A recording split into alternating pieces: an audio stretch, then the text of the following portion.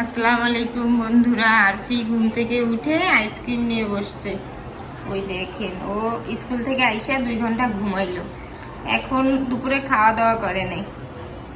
ও বলতেছে ওর পেটে নাকি এখনো খিদা নাই।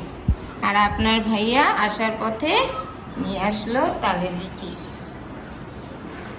বিচিগুলো একদম নরম, ভিতরে পানি ভরা। এইরকম বিচি খেয়ে মজা। আর এই বছরের এই প্রথম তালের বিচি খাবো। এই তো বন্ধুরা, দুপুরে আনলো তাল বিচি, ধুয়া টুয়া টেবিলে রাইখা খাওয়ার কথা আর মনে নেই, বিছানায় পড়ে ঘুমায় গেলাম। এখন ঘুম থেকে উঠছি, এখন খাবো। আর দেখছেন না, এইখানে যে আরো অনেকগুলা ছিল।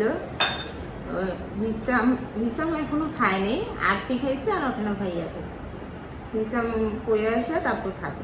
আমি খাই, মিষ্টি অনেক, একটা খাইলাম একটু আগে, অনেক মিষ্টি। পানিটা বেশি মজা।